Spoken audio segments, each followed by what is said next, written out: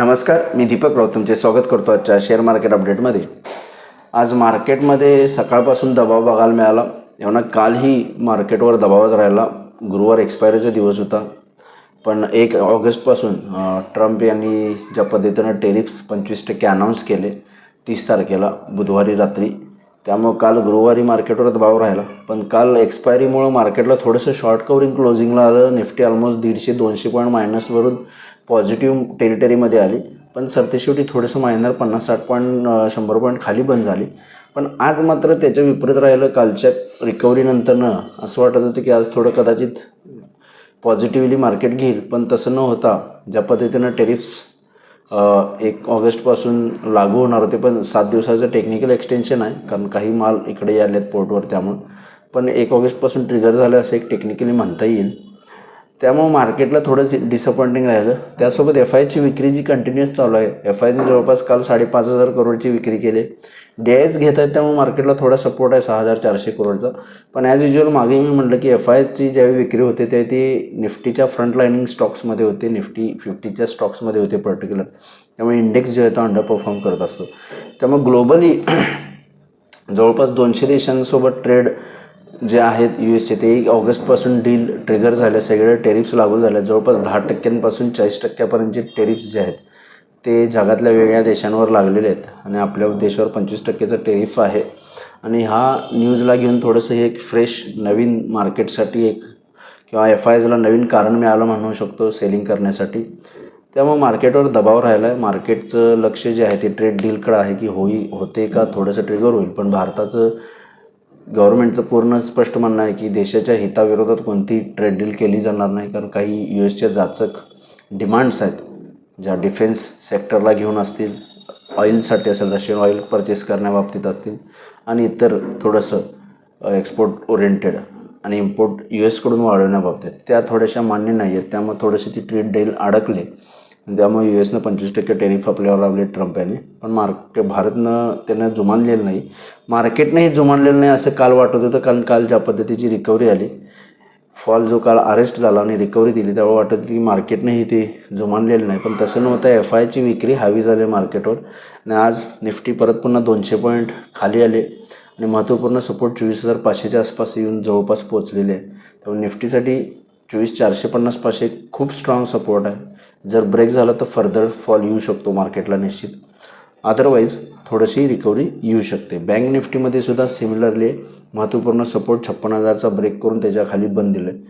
त्यामुळे मार्केटमध्ये थोडंसं काळजी आहे. म्हणा जागतिक बाजारपेठांमध्येही ट्रम्प यांचे डीलचे जे ट्रेडचे टेरिफ जे आहेत ते जगभरात सगळ्याच देशांवर 1 ऑगस्टपासून लागू झाले आहेत. त्यामुळे थोडेसे सगळेच मार्केट जगातले डिक्लाईन झालेले आहेत, खाली आलेले आहेत आणि थोडंसं काळजीत पडलेले आहेत. त्यामुळे बघणं गरजेचं आहे की ट्रेड डील पुढे जाऊन कशा पद्धतीनं वर्कआउट होते.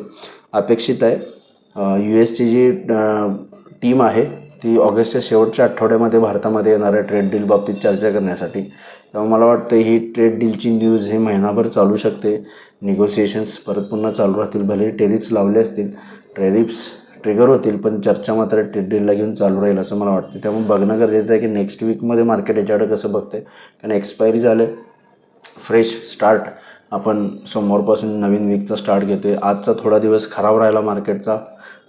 सेशनचा पहिला दिवस नवीन एक्सपायरीच्या ऑगस्टचा तो थोडा खराब राहिला, पण महत्त्वपूर्ण सपोर्टला आले ते थोडंसं आहे काळजी म्हणजे दिलासा देणार. पण जर सपोर्ट ब्रेक झाला तर फर्दर डिक्लायनिंग येऊ शकते. त्यामुळे ओव्हरऑल ट्रेड डीलकडे लक्ष आहे. थोडंसं मार्केटला साशंकता आहे ट्रेड डील आणि टेरिफ्स बाबतीत. किती स्लोडाऊन येईल, आपल्या बिझनेसेसवर किती इम्पॅक्ट होईल, याचं सगळ्याचं असेसमेंट नेक्स्ट वीकमध्ये गव्हर्नमेंटकडनं केलं जाणार आहे.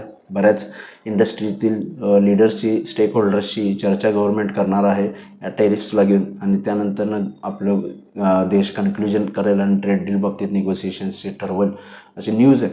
त्यामुळे आपल्याला थोडंसं टाईम लागू शकतो या न्यूजला पचवण्यामध्ये मार्केटला असं मला वाटतं. आणि ज्या पद्धतीनं आज खाली आले 24,800च्या खाली सलग 2दा बंद दिले ते थोडंसं काळजी करणारं आहे. मग ओव्हरऑल थोडंसं सावट मंदीचं मार्केटवर पसरलेलं आहे ट्रेड डीलला घेऊन, FIच्या विक्रीला घेऊन. त्यामुळे थोडंसं कॉशियस राहणं गरजेचं आहे. सोमवारी नेक्स्ट वीकसाठी खूप मोठा इम्पॉर्टंट सपोर्ट निफ्टीला आहे 24,450-500. जर तो इंटॅक्ट राहिला तर एक रिकव्हरीचे चान्सेस आहेत.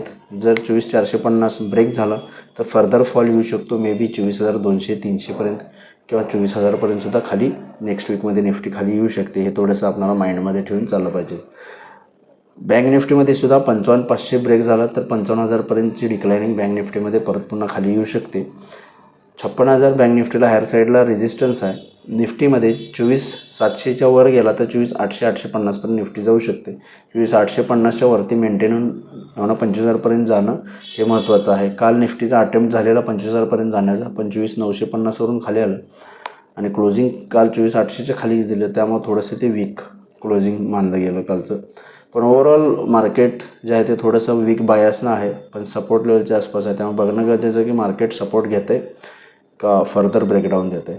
आणि हे सगळं डिपेंडेंट आहे ट्रेड डील्सला घेऊन येणाऱ्या news flower. FIs as usual विकत आहेत, FIची विक्री राहीलच, त्यामुळे थोडासा हायर लेवलला निश्चित दबाव राहील. त्यामुळे सेल ऑन राईज थोडे दिवस थांबू शकता. फक्त सपोर्ट लेवल्स वॉच करणं गरजेचं आहे की सपोर्ट घेते का ब्रेक करते. आज NSEमध्ये 635 शेअर्स वाढलेत, त्या बाजूला 2,035 शेअर्स पडलेत. निफ्टीमध्ये 11 शेअर्स वाढले, त्या बाजूला 39 शेअर्समध्ये पडझड आहे. पडणाऱ्या शेअर्सची संख्या जास्त आहे. त्यामुळे सेक्टर इंडिसाइजमध्ये आज फक्त FMCG सेक्टर वाढलेलं आहे जे डिफेन्सिव्ह आहे. बाकी IT, auto, metal, realty, energy, banks या सगळ्या सेक्टर्सवर दबाव होता. खास करून IT, ऑटो या सेक्टर 1-1%, 2-2% मायनस गेलेले आहेत. त्यामुळे ओव्हरऑल सेक्टर्सवर दबाव राहिला. ग्लोबल मार्केटवरही दबाव आहे. युरोपियन मार्केट 2% मायनस आहेत, कारण युरोपमध्येही बऱ्याच युरोपियन युनियनसोबतसुद्धा ट्रेड डील्सचे थोडेसे चर्चा मंदावलेत. डाऊ फ्युचर्स 400 पॉईंट मायनस आहेत, कारण ट्रेड डील्सचे जे टेरिफ्स आहेत 1 ऑगस्टपासून लागणार आहेत ते ट्रिगर झालेत बऱ्याच देशांसोबत. त्यामुळं डाऊ फ्युचर्ससुद्धा 400 पॉईंट मायनस आहेत. त्यामुळे बघणं गरजेचं आहे की ॲक्च्युअली US मार्केट्स कशा पद्धतीने रिॲक्ट होतात ज्यावेळी मार्केट्स चालू होतील. पण ओव्हरऑल जर US मार्केटला कधीचे समाव रिकव्हरी आली तर आपलं मार्केट पॉझिटिव्ह स्टार्ट घेऊ शकतो. पण हायर लेवलला FIचं सेलिंग आहे आणि इमिजिएट बेसिसला 24,450-500चा सपोर्ट आहे. पण अदरवाईज US मार्केटमध्ये मोठी पडझड झाली तर उद्या आपण सोमवारी गॅपडाऊन ओपनिंग चालू करू शकतो. आणि जर 24,450च्या खाली मेंटेन राहिलो किंवा खाली गेलो, घसरलो, तर आपण फर्दर डिक्लाईन करू शकतो असं मला वाटते. त्यामुळे थोडं कॉशियस राहणं गरजेचं आहे. तर बघूया नेक्स्ट वीकमध्ये मार्केट आणि सोमवारी कशा पद्धतीने बिहेव होते. माझा व्हिडिओ ऐकला त्याबद्दल धन्यवाद. माझा व्हिडिओ जास्तीत लाईक करा, शेअर करा, माझ्या चॅनल सबस्क्राईब करून डेली अपडेटसाठी बेल आयकॉनला क्लिक करा. धन्यवाद.